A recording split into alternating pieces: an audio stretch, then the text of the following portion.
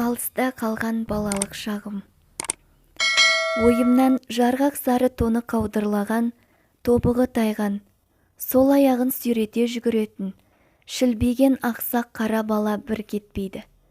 Көзімді сәл жұмсамақ, шуылдаған балалардың ең соңында сол аяғын жер сыпырғандай көлденең сүйретіп, ес қалмай далбақтап жүгіріп келе жатқан Аянды көргендей болам.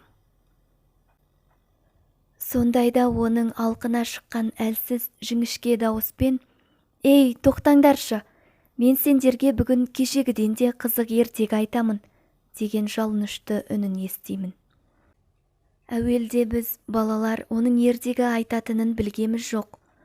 Ол әжесі екеуі біздің ауылға 42-ші жылдың жазында көшіп келген. Мал дегеннен тек бұзаулы қоңыр сиыры бар еді. Аянның әкесі майданға аттанып, туған анасы содан 2 ай бұрын қайтыс болыпты. Біздің ауылда әжесінің жамағайын төркіндері бар екен.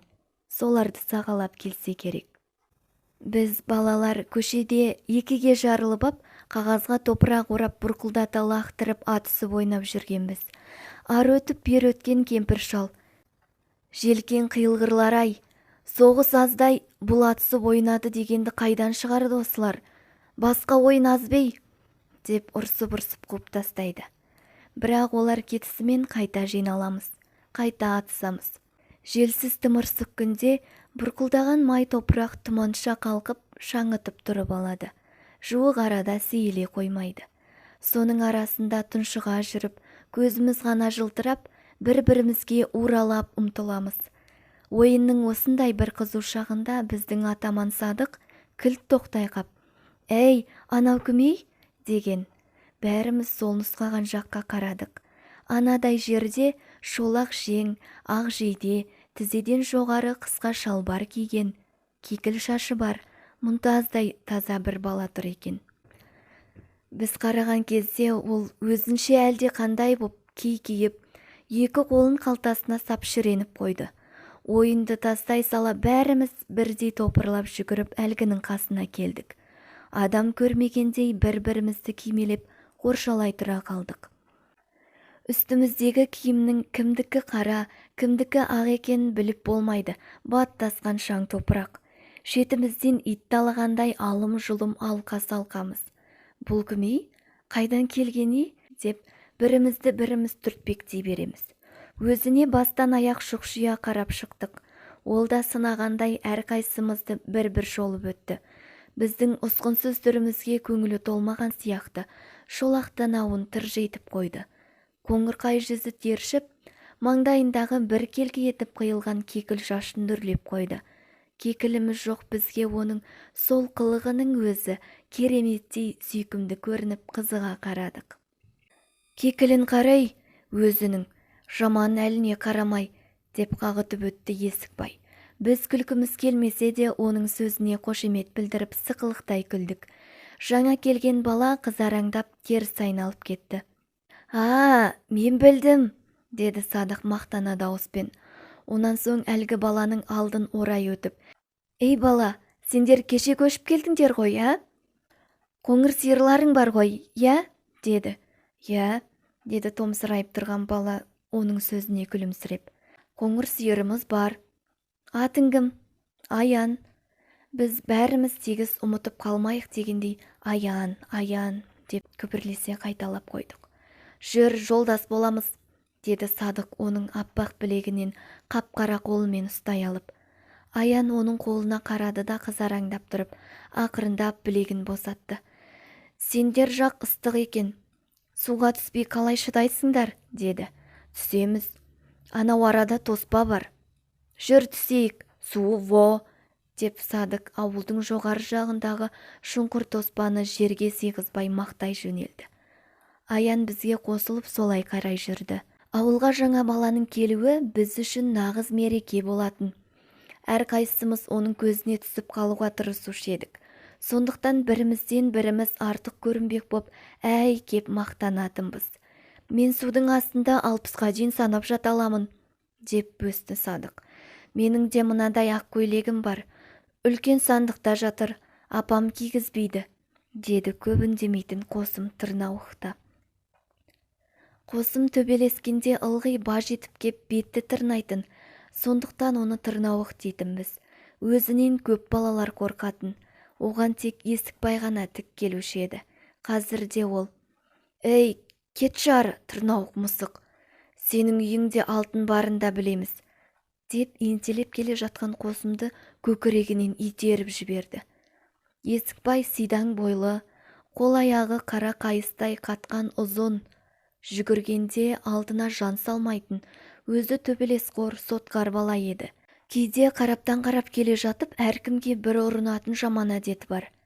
Әл жеткенді аяқтан шалып қап, болмаса басынан тоқай алып жылатып жіберетін.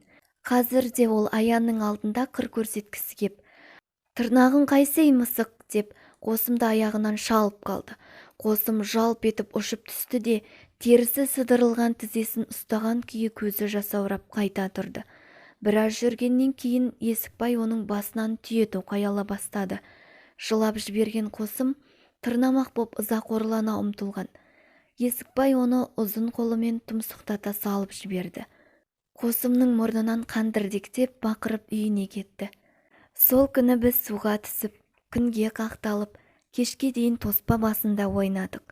Аян бұрыннан таныс адамдай етене болып кетті.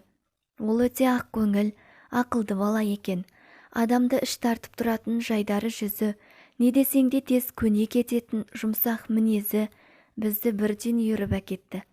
Ең жақсы қасиеті ешкіммен төбелесіп, сөзге келмейтіндігі еді. Бір-екі рет кейбір шатақ құмар балалар тиісіп ие көрген өзіне. Аян үндеместен қабағын түйіп, ондайлардан сырт айналып кетіп жүрді. Өзінің жауап қайыр алмағанынан алғандай боп: «Менің көкем де жоқ, апам да жоқ. Сондықтан төбелессем әжем ұрсады ғой», деп қойды ол. Алыс-жұлыс ойын үстінде күрескенімізде ол біразымызды жығып кетті. Тек Есікбайдан ғана жығылды. Алғашқы күннен бастап Аянмен етене жақын дос болуды әркім-ақ ойлай бастаған, бірақ ол ешкімге ерекше ықылас білдірген жоқ. Бірімізден бірімізді бөліп жарған жоқ. Бәрімізбен де жақсы жолдас болды. 3-4 күн өткен соң, әбден үйренісіп алғаннан кейін ұрынарға қара таппай жүрген Есікбай басқа балаларға істейтін қылығын Аянға да істеді. Онымен төбелескісі келіп, өзінен өзі жөнсіз тиісе бастады. Аян оған жасқаншақтай қарап: «Қойсаңшы енді», деп күңкілдеген сайын Есікбай ыржақтап кеп, қайта-қайта оның басынан тоқай алып, аяғынан шалып мазасын кетірді. Ыза болған Аян ақырында: «Төбелесесің бе?» деген. Есікбай оны мазақтай түсіп: «Сенмен бе? Қойшей», деп кеп, сілекейін Аянның бетіне жаға салды. Мұнан әрі шыдау мүмкін емес еді. «Мен бұл көшенің ортасында төбелеспеймін. Жүр анау сайға, ел көрмейтін жерге барып төбелесейік», деді Аян. «Қойшей, мынау дөй қойей», деп Есікбай сілекейін Аянға тағы жақты. «Жүр», ал Есікбай көкеңнің жұдырығын ескегін кеп тұрса. Ол енді Аянды итермелей түсіп сайға қарай жүгірді. Екеуінің төбелесін көру үшін біз де ердік. Сайға түскен соң Аян жейдесін шешіп, шеткі бұтаның басына ілді де бірден Есікбаймен алыса кетті. Есікбайдың бойы анағұрлым биік еді. Екеуі шартпа-шұрт белдескен кезде ол Аянды белінен қапсыра қысып, қайқайтып бойымен басты. Бірақ қанша күшенгенімен шығуға шамасы келмеді. Дереу бір қолымен Аянды кекілінен шап ете қап шалқасынан гүрс еткізді. Жығып ап Аянның бет аузына бұлшылдатып соға бастады. Аян тырс етіп үн шығармастан астында жатып құр қол аяғын ербеңдете берді. Тек бір кезде Есікбай «Ойбай!» деп баж ете түсті де бір жағына қарай бұраңдап жығыла берді. Аян оның қолын бұрап жіберген екен. Енді Аян күш алды. Ол аузы қан-қан болып атып тұрып, Есікбайды алқымынан бүре түсіп, жер сүздіріп тұқырта берді. Өздері апыр-топыр қылған қара топыраққа Есікбайдың бет аузын бір-екі рет көміп жіберген. «Ойбай, болды», деп айқай салды Есікбай. Аян оның басынан аттап тұра кетті. Ұшып тұрған Есікбай тағы да тап берген. Аян оны белдесуге жібермей екі қолынан ұстай алды да жата беріс тастап ыңқ еткізді. Бірақ үстінен басып соққан жоқ. Қатты жығылған Есікбай біразға дейін тұра алмай ыңқылдап жатты. Аян болса бұлаққа барып бет-аузының қанын жуып, ақ жейдесін киіп, түк білмеген, түк көрмегендей үйіне қайтты. Осы төбелестен кейін-ақ Аянға ешкім тиіспейтін болды.